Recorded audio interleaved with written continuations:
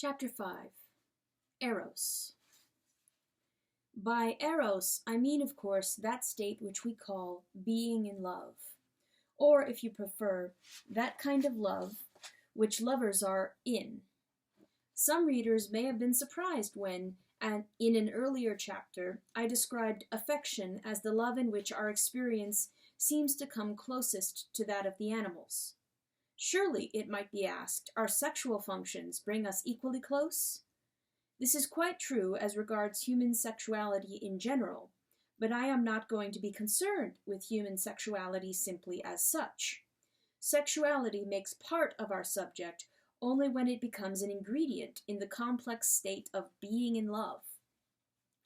That sexual experience can occur without Eros, without being in love, and that Eros includes other things besides sexual activity I take for granted.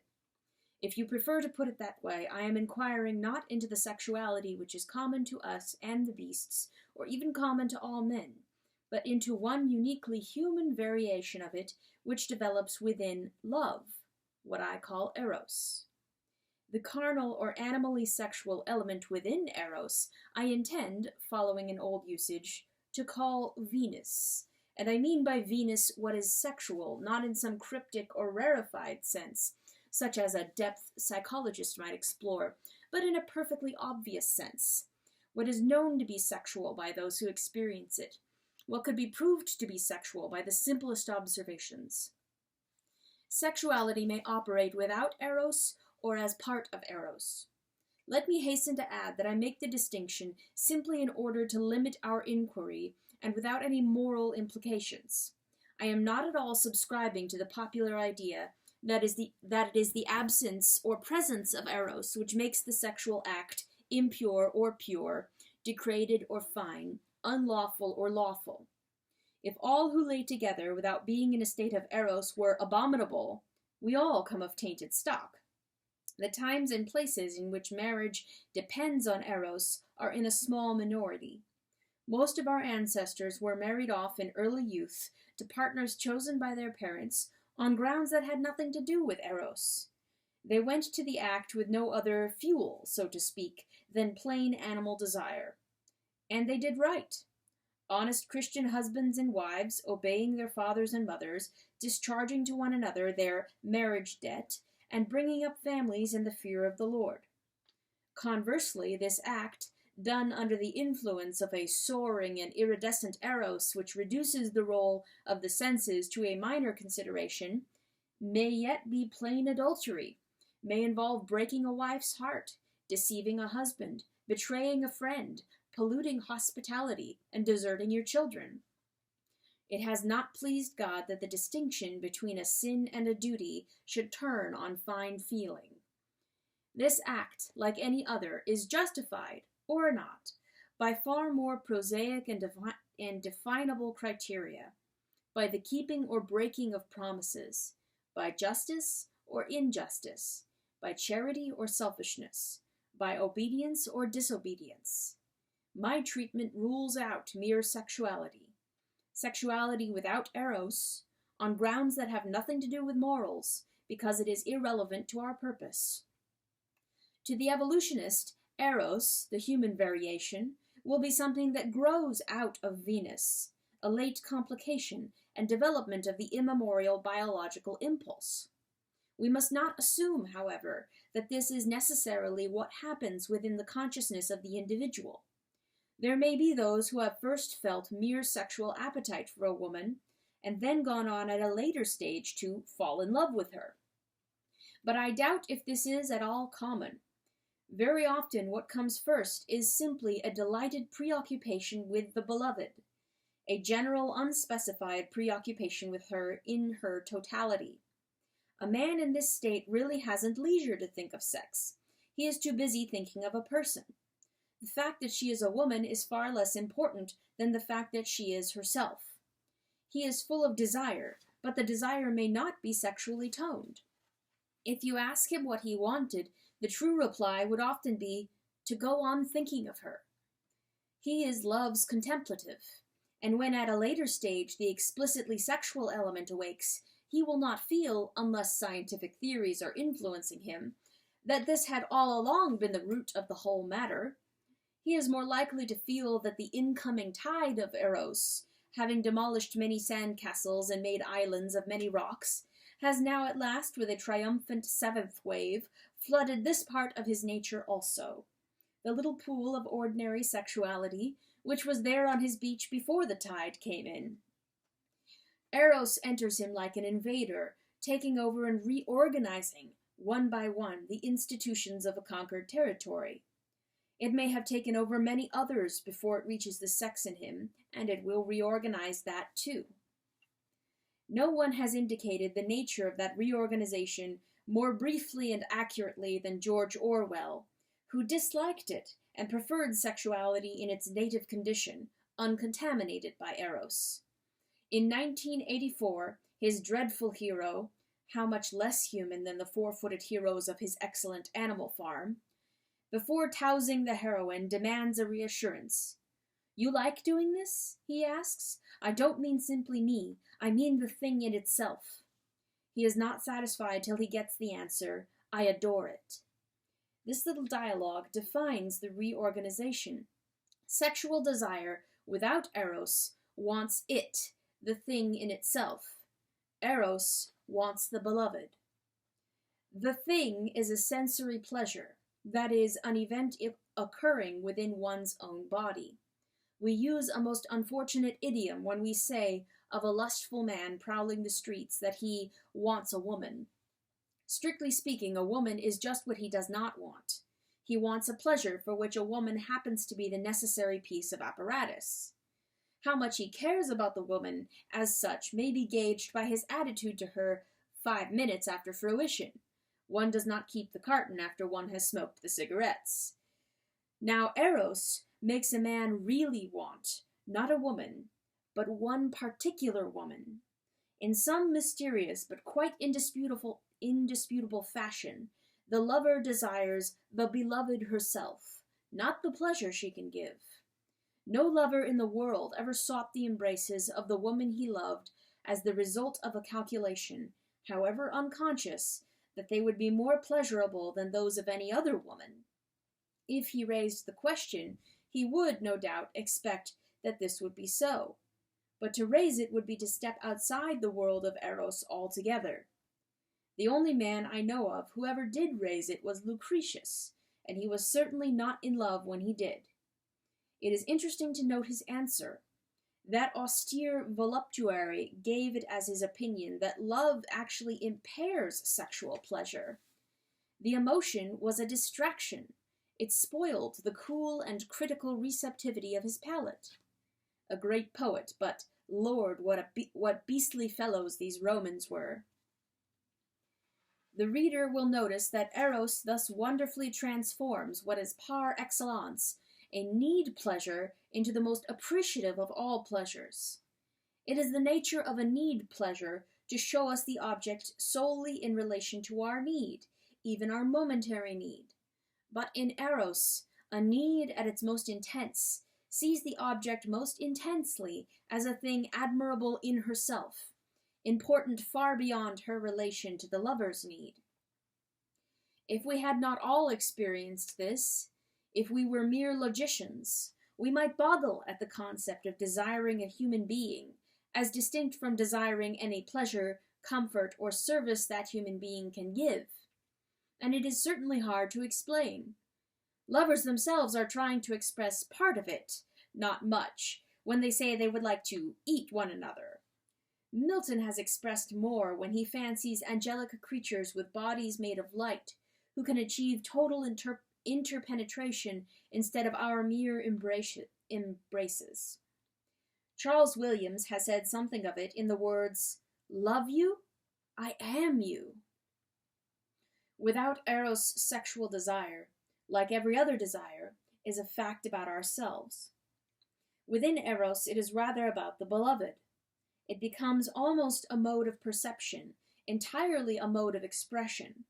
It feels objective, something outside us, in the real world. That is why Eros, though the king of pleasures, always, at his height, has the air of regarding pleasure as a byproduct. To think about it would plunge us back in ourselves, in our own nervous system. It would kill Eros, as you can kill the finest mountain prospect by locating it all in your own retina and optic nerves. Anyway, whose pleasure?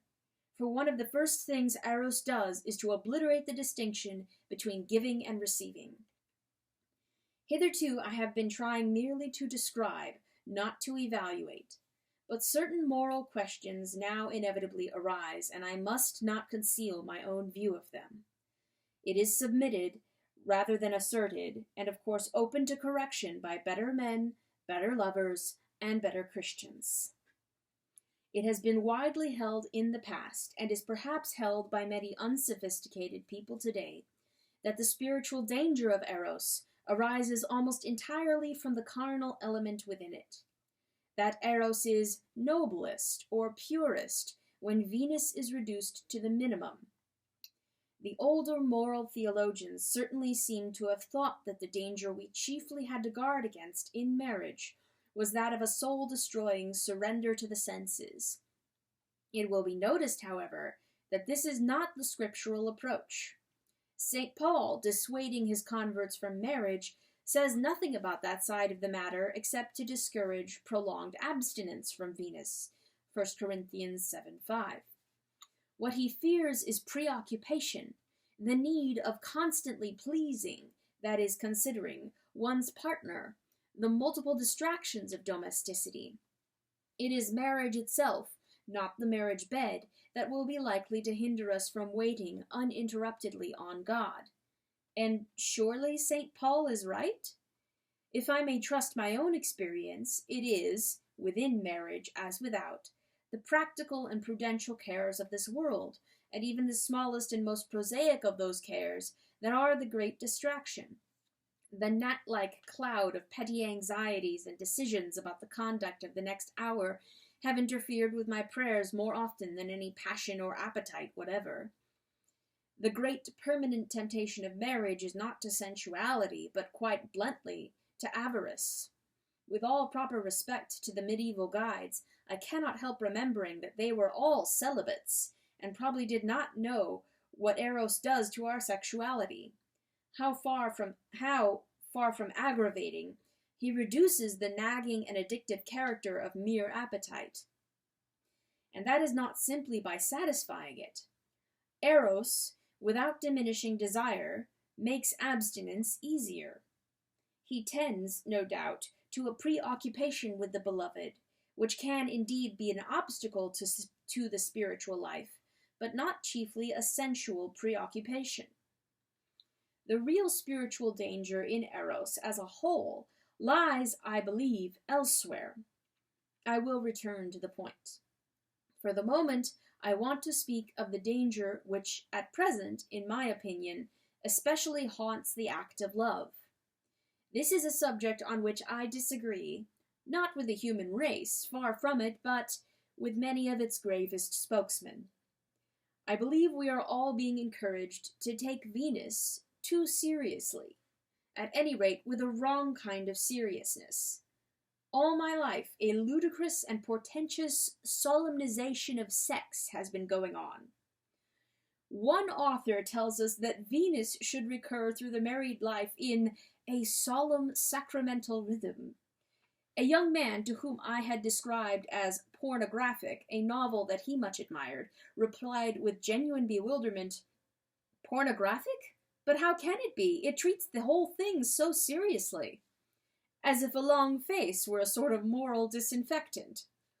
Our friends who harbor dark gods, the pillar of blood school, attempt seriously to restore something like the phallic religion. Our advertisements at their sexiest paint the whole business in terms of the rapt, the intense, the swoony devout, seldom a hint of gaiety, and the psychologists have so bedeviled us with the infinite importance of complete sexual adjustment and the all but impossibility of achieving it that I could believe some young couples now go to it with the complete works of Freud, Krafft-Ebing, Havelock Ellis, and Dr. Stopes spread out on the bed tables all round them. Cheery old Ovid, who never either ignored a molehill nor made a mountain of it, would be more to the point. We have reached the stage at which nothing is more needed than a roar of old-fashioned laughter. But, it will be replied, the thing is serious. Yes, quadruply so. First, theologically, because this is the body's share in the marriage, which, by God's choice, is the mystical image of the union between God and man. Secondly, as what I will venture to call a sub-Christian or pagan or natural sacrament, our human participation in and exposition of the natural forces of life and fertility, the marriage of Sky Father and Earth Mother. Thirdly, on the moral level, in view of the obligations involved and the incalculable momentousness of being a parent and ancestor. Finally, it has, sometimes, not always, a great emotional seriousness in the minds of the participants. But eating is also serious, theologically as the vehicle of the Blessed Sacrament, ethically in view of our duty to feed the hungry, socially because the table is from time immemorial the place for talk, medically, as all dyspeptics know. Yet we do not bring blue books to dinner, nor behave there as if we were in church, and it is gourmets, not saints, who come nearest to doing so. Animals are always serious about food. We must not be totally serious about Venus. Indeed, we can't be totally serious without doing violence to our humanity. It is not for nothing that every language and literature in the world is full of jokes about sex. Many of them may be dull or disgusting, and nearly all of them are old. But we must insist that they embody an attitude to Venus which in the long run endangers the Christian life far less than a reverential gravity. We must not attempt to find an absolute in the flesh. Banish play and laughter from the bed of love. Banish play and laughter from the bed of love, and you may let in a false goddess. She will be even falser than the Aphrodite of the Greeks, for they, even while they worshipped her, knew that she was laughter-loving. The mass of the people are perfectly right in their conviction that Venus is a partly comic spirit. We are under no obligation at all to sing all our love duets in the throbbing, world-without-end, heartbreaking manner of Tristan and Isolde. Let us often sing like Papageno and Papagena instead. Venus herself will have a terrible revenge if we take her occasional seriousness at its face value, and that in two ways. One is most comically, though with no comic intention, illustrated by Sir Thomas Browne, when he says that her service is the foolishest act a wise man commits in all his life, nor is there anything that will more deject his cooled imagination when he shall consider what an odd and unworthy piece of folly he had committed. But if he had gone about that act with less solemnity in the first place, he would not have suffered this dejection. If his imagination had not been misled, its cooling would have brought no such revulsion. But Venus has another and worse revenge. She herself is a mocking, mischievous spirit, far more elf than deity, and makes game of us. When all external circumstances are fittest for her service, she will leave one or both the lovers totally indisposed for it. When every overt act is impossible, and even glances cannot be exchanged, in trains, in shops, and at interminable parties, she will assail them with all her force. An hour later, when time and place agree, she will have mysteriously withdrawn, perhaps from only one of them. What a pother this must raise!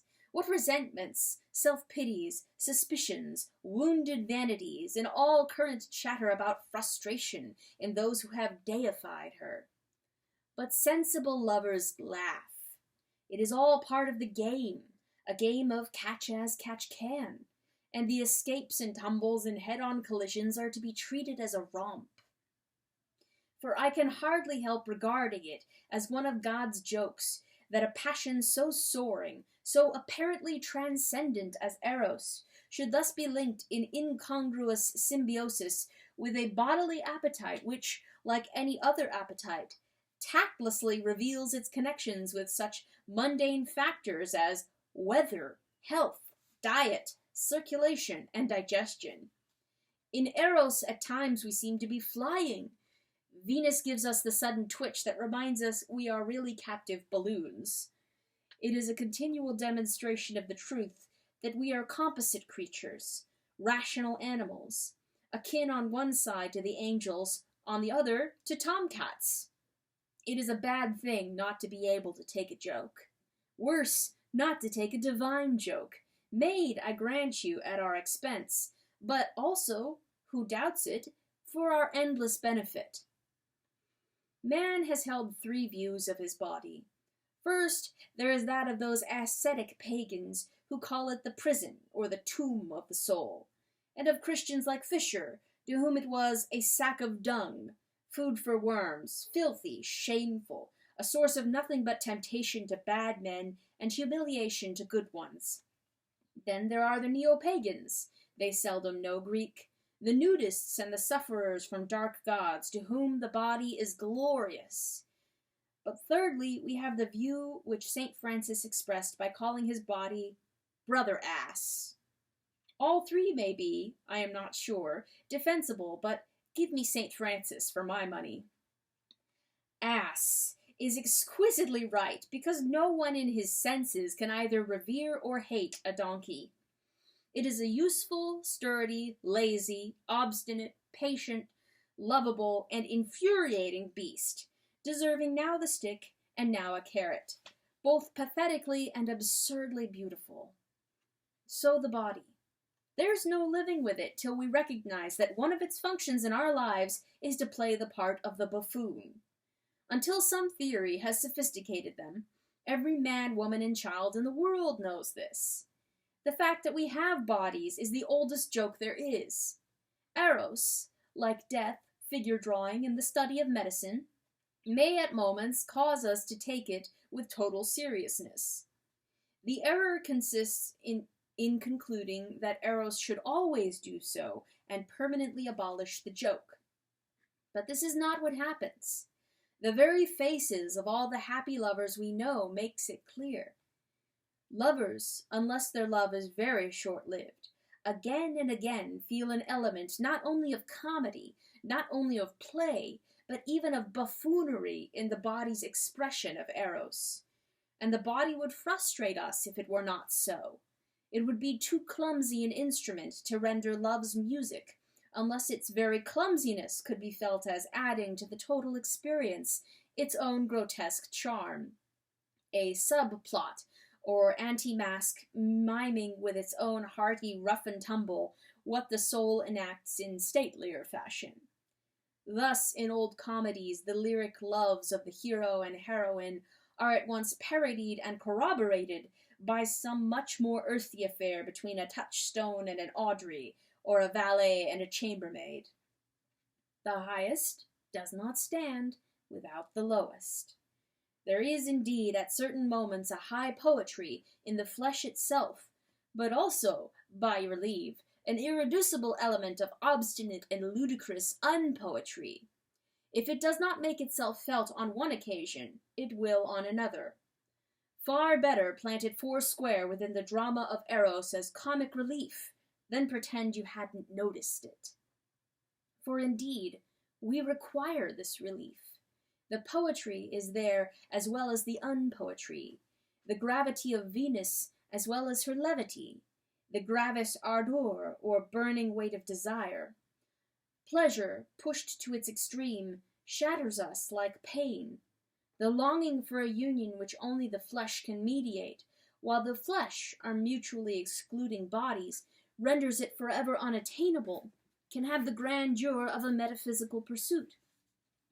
Amorousness, as well as grief, can bring tears to the eyes. But Venus does not always come thus, entire, fastened to her prey, and the fact that she sometimes does so is the very reason for preserving always a hint of playfulness in our attitude to her. When natural things look most divine, The demoniac is just round the corner. This refusal to be quite immersed, this recollection of the levity even when, for the moment, only the gravity is displayed, is especially relevant to a certain attitude which Venus, in her intensity, evokes from most, I believe not all, pairs of lovers. This act can invite the man to an extreme, though short-lived, masterfulness, to the dominance of a conqueror or a captor, and the woman to a correspondingly extreme abjection and surrender. Hence the roughness, even fierceness, of some erotic play, the lover's pinch which hurts and is desired. How should a sane couple think of this, or a Christian couple permit it? I think it is harmless and wholesome on one condition. We must recognize that we have here to do with what I called the pagan sacrament in sex. In friendship, as we noticed, each participant stands for precisely himself, the contingent individual he is. But in the act of love we are not merely ourselves. We are also representatives. It is here no impoverishment, but an enrichment to be aware that forces older and less personal than we work through us. In us, all the masculinity and femininity of the world, all that is assailant and responsive, are momentarily focused. The man does play the Sky Father, and the woman the Earth Mother. He does play form, and she matter. But we must give full value to the word play. Of course, neither plays a part in the sense of being a hypocrite, but each plays a part, or role, in, well, something which is comparable to a mystery play, or ritual at one extreme, and to a mask, or even a charade at the other. A woman who accepted as literally her own this extreme self-surrender would be an idolatress, offering to a man what belongs only to God. And a man would have to be the coxcomb of all coxcombs, and indeed a blasphemer, if he arrogated himself, as the mere person that he is, the sort of sovereignty to which Venus for a moment exalts him. But what cannot lawfully be yielded or claimed can be lawfully enacted. Outside this ritual or drama, he and she are two immortal souls, two freeborn adults, two citizens. We should be much mistaken if we supposed that those marriages where this mastery is most asserted and acknowledged in the act of Venus were those where the husband is most likely to be dominant in the married life as a whole. The reverse is perhaps more probable. But within the rite or drama they become a god and goddess between whom there is no equality, whose relations are asymmetrical. Some will think it strange that I should find an element of ritual or masquerade in that action which is often regarded as the most real, the most unmasked, and sheerly genuine we ever do. Are we not our true selves when naked? In a sense, no. The word naked was originally a past participle. The naked man was the man who had undergone a process of naking, that is, of stripping or peeling. You used the verb of nuts and fruit.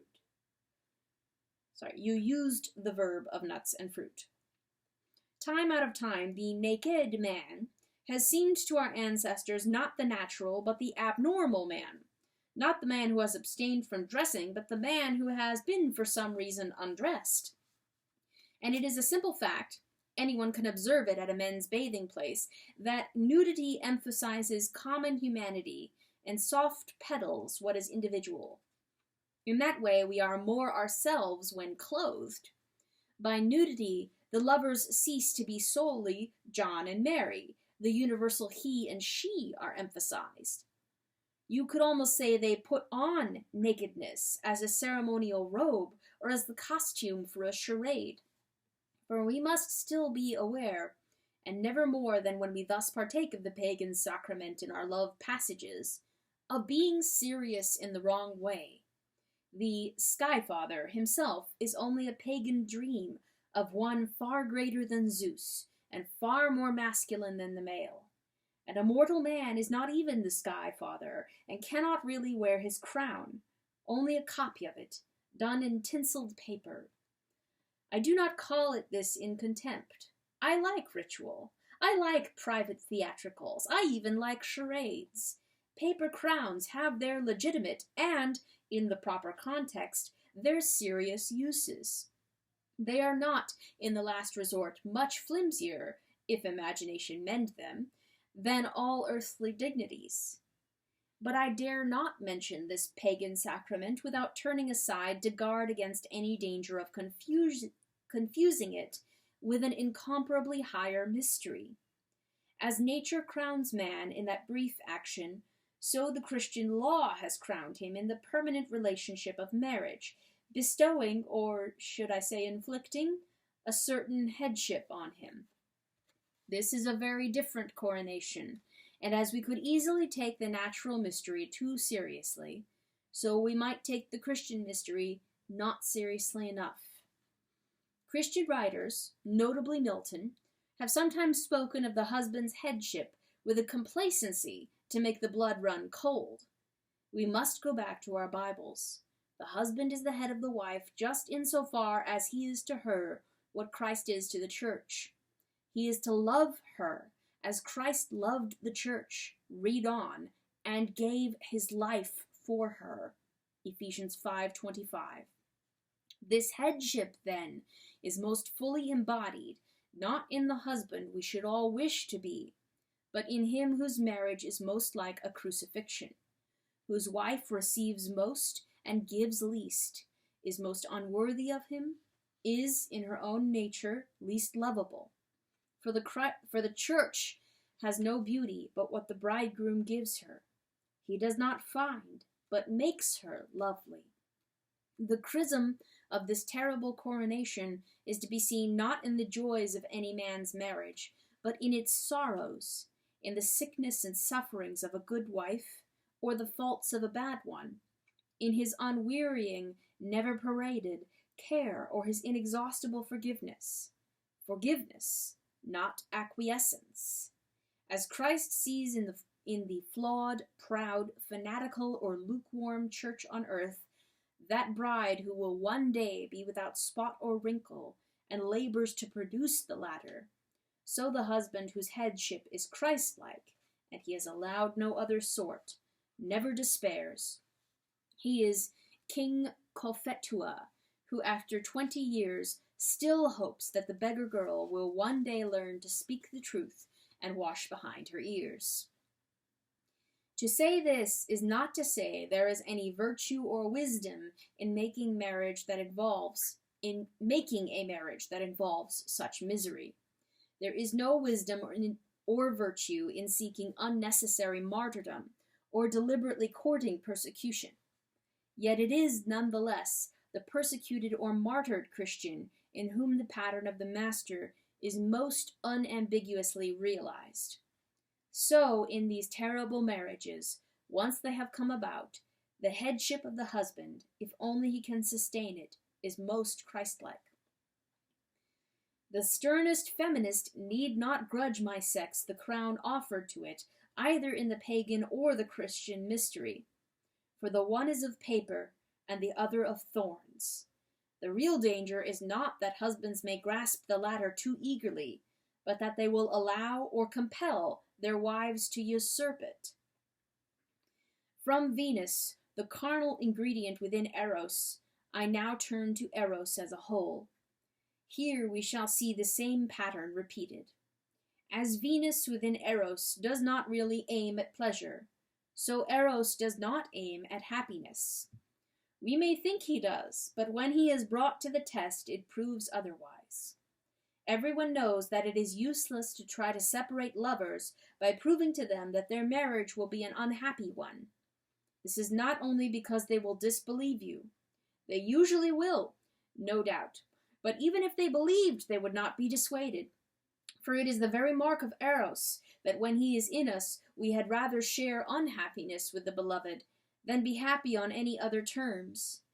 Even if the two lovers are mature and experienced people who know that broken hearts heal in the end, and can clearly foresee that, if they once steeled themselves to go through the present agony of parting, they would almost certainly be happier 10 years hence then marriage is at all likely to make them. Even then they would not part. To Eros, all these calculations are irrelevant, just as the cruelly brutal judgment of Lucretius is irrelevant to Venus. Even when it becomes clear beyond all evasion that marriage with the beloved cannot possibly lead to happiness, when it cannot even profess to offer any other life than that of tending an incurable invalid, of hopeless poverty, of exile, or of disgrace, Eros never hesitates to say, "Better this than parting.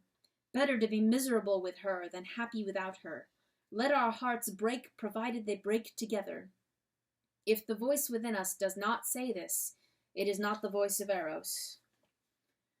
This is the grandeur and terror of love. But notice, as before, side by side with this grandeur, the playfulness. Eros, as well as Venus, is the subject of countless jokes, and even when the circumstances of the two lovers are so tragic that no bystander could keep back his tears, they themselves, in want, in hospital wards, on visitors' days in jail, will sometimes be surprised by a merriment which strikes the onlookers, but not them, as unbearably pathetic. Nothing is falser than the idea that mockery is necessarily hostile. Until they have a baby to laugh at, lovers are always laughing at each other. It is in the grandeur of Eros that the seeds of danger are concealed. He has spoken like a god. His total commitment, his reckless disregard of happiness, his transcendence of self-regard sound like a message from the eternal world. And yet it cannot, just as it stands, be the voice of God himself. For Eros, speaking with that very grandeur and displaying that very transcendence of self, may urge to evil as well as to good. Nothing is shallower than the belief that a love which leads to sin is always qualitatively lower, more animal or more trivial, than one which leads to faithful, fruitful, and Christian marriage. The love which leads to cruel and perjured unions, even to suicide pacts and murder, is not likely to be wandering lust or idle sentiment. It may well be Eros in all his splendor, heartbreakingly sincere, ready for every sacrifice except renunciation. There have been schools of thought which accepted the voices of Eros as something actually transcendent, and tried to justify the absoluteness of his commands. Plato will have it that falling in love is the mutual recognition on earth of souls which have been singled out for one another in a previous and celestial existence. To meet the beloved is to realize we loved before we were born. As a myth to express what lovers feel, this is admirable. But if one accepted it literally, one would be faced by an embarrassing consequence. We should have to conclude that in heavenly and forgotten life affairs we should have to conclude that in that heavenly and forgotten life affairs were no better managed than here. For Eros may unite the most unsuitable yokefellows, many unhappy and predictably unhappy marriages were love matches. A theory more likely to be accepted in our own day is what we may call Shavian. Shaw himself might have said metabiological romanticism. According to Shavian romanticism, the voice of Eros is the voice of the élan vital, or life force, the evolutionary appetite.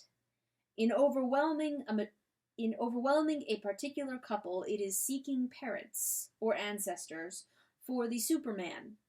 It is indifferent both to their personal happiness and to the rules of morality because it aims at something which Shaw thinks very much more important, the future perfection of our species.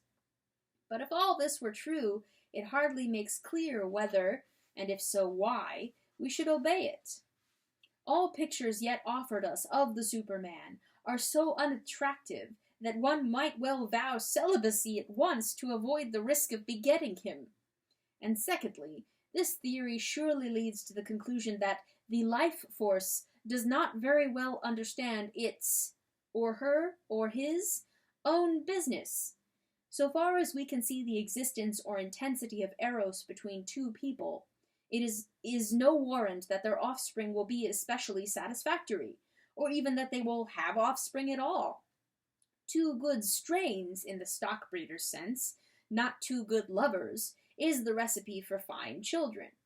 And what on earth was the life force doing through all those countless generations when the begetting of children depended very little on mutual eros, and very much on arranged marriages, slavery, and rape? Has it only just thought of this bright idea for improving the species? Neither the Platonic nor the Shavian way of erotic transcendentalism can help a Christian. We are not worshippers of the life force, and we know nothing of previous existences. We must not give unconditional obedience to the voice of Eros when he speaks most like a god. Neither must we ignore or attempt to deny the godlike quality. This love is really and truly like love himself. In it there is a real nearness to God by resemblance, but not, therefore and necessarily, a nearness of approach.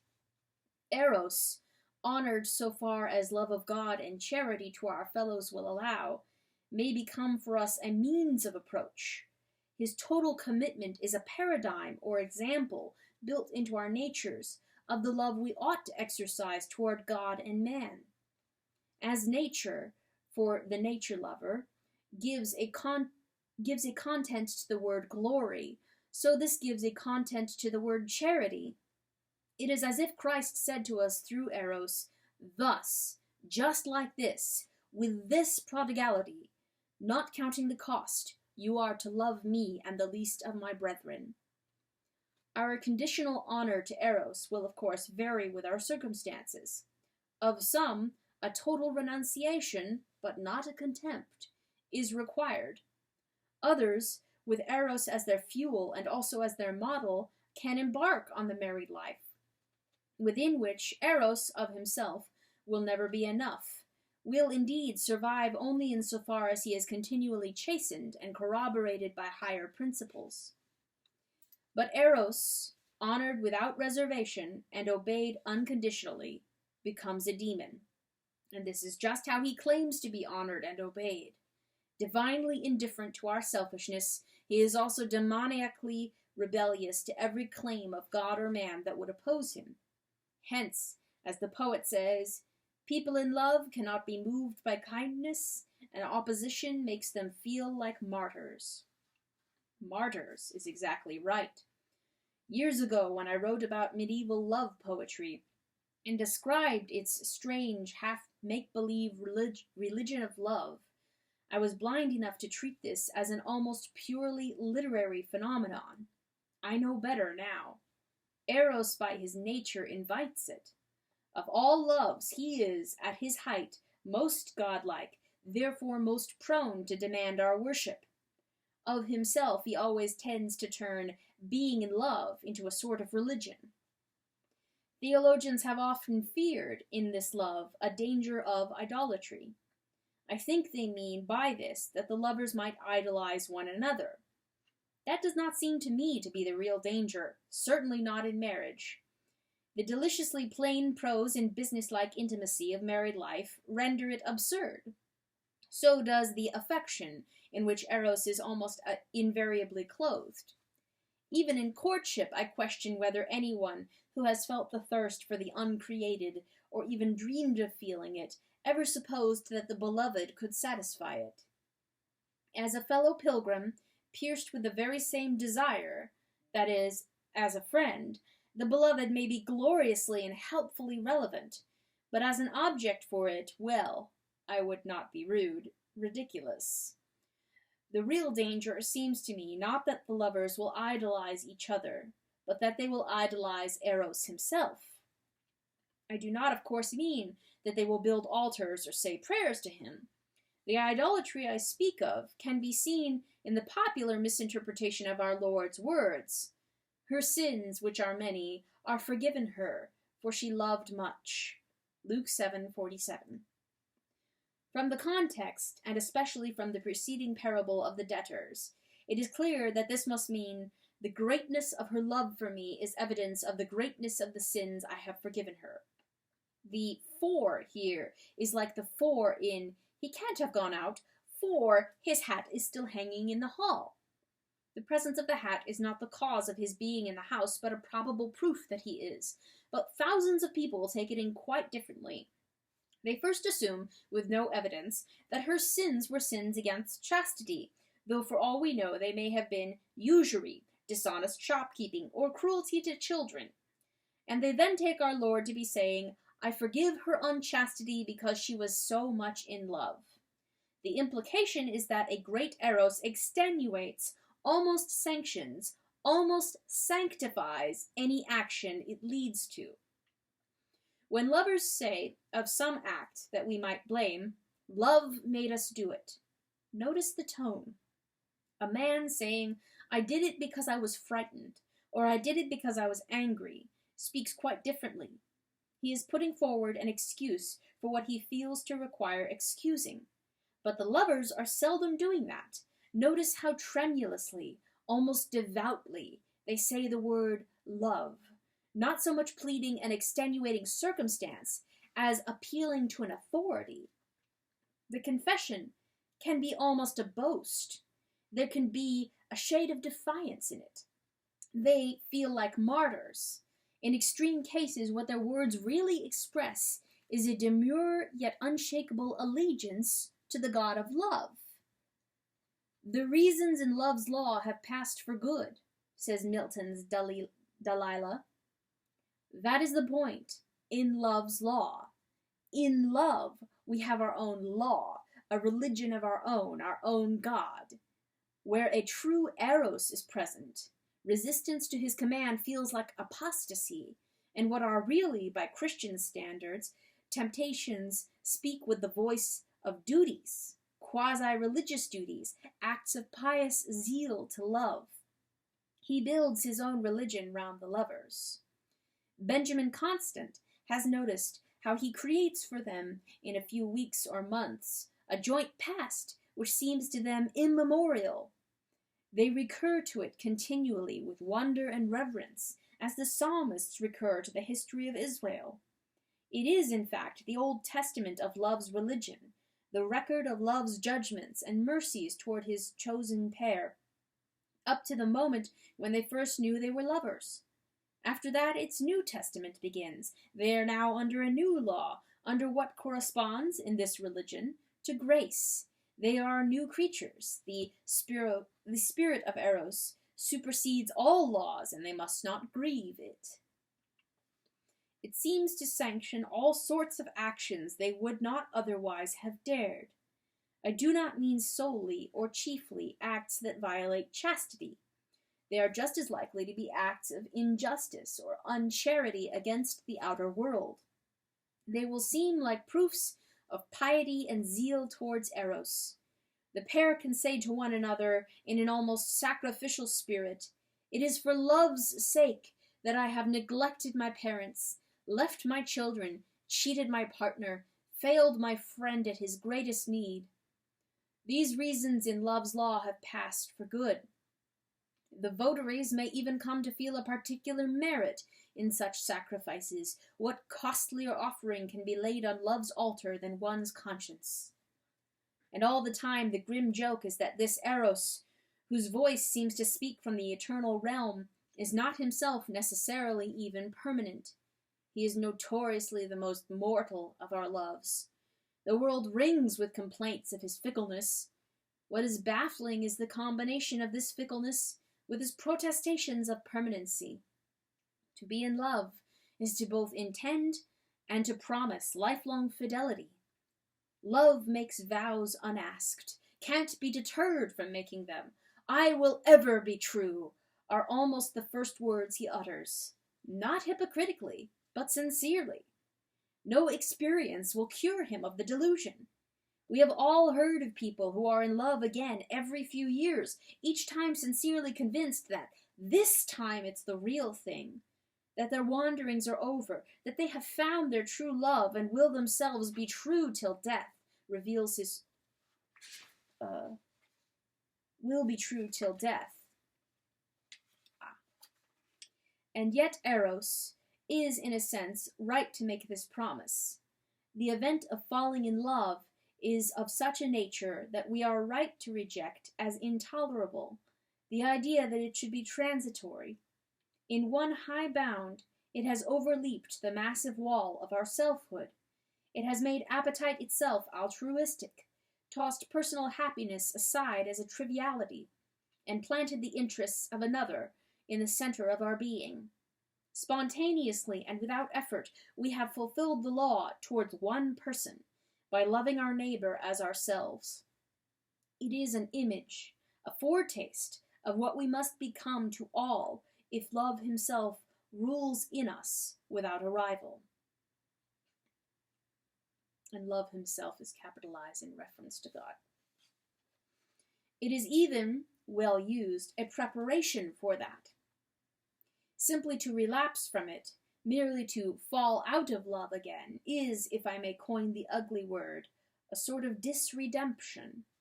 Eros is driven to promise what Eros of himself cannot perform. Can we be in this selfless liberation for a lifetime? Hardly for a week.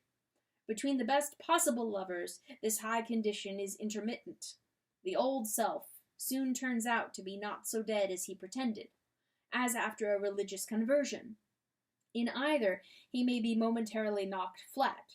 He will soon be up again, if not on his feet, at least on his elbow, if not roaring, at least back to his surly grumbling or his mendicant whine, and Venus will often slip back into mere sexuality. But these lapses will not destroy a marriage between two decent and sensible people.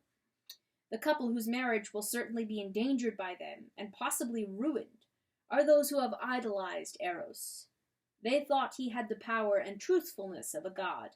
They expected that mere feeling would do for them, and permanently, all that was necessary. When this expectation is disappointed, they throw the blame on Eros, or, more usually, on their partners. In reality, however, Eros, having made his gigantic promise and shown you in glimpses what its performance would be like, has done his stuff. He, like a godparent, makes the vows. It is we who must keep them. It is we who must labor to bring our daily life into an even closer accordance with what the glimpses have revealed. We must do the work of Eros when Eros is not present. This all good lovers know, though only those who are not reflective or articulate will be able to express it only in a few conventional phrases about taking the rough along with the smooth and not expecting too much and having a little common sense and the like. And all good Christian lovers know that this program, modest as it sounds, will not be carried out except by humility, charity, and divine grace. That it is indeed the whole Christian life seen from one particular angle.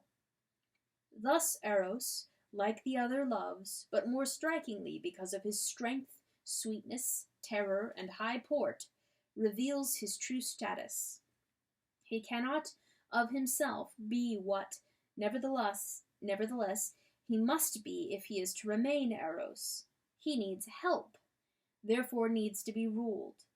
The god dies or becomes a demon unless he obeys God. It would be well if in such cases he always died. It would be well if in such cases he always died. But he may live on, mercilessly chaining together two mutual tormentors, each raw all over with the poison of hate in love, each ravenous to receive and implacably refusing to give, jealous, suspicious, resentful, struggling for the upper hand, determined to be free and to allow no freedom, living on scenes. Read Anna Karenina, and do not fancy that such things happen only in Russia. The lovers' old hyperbole of eating each other can come horribly near to the truth.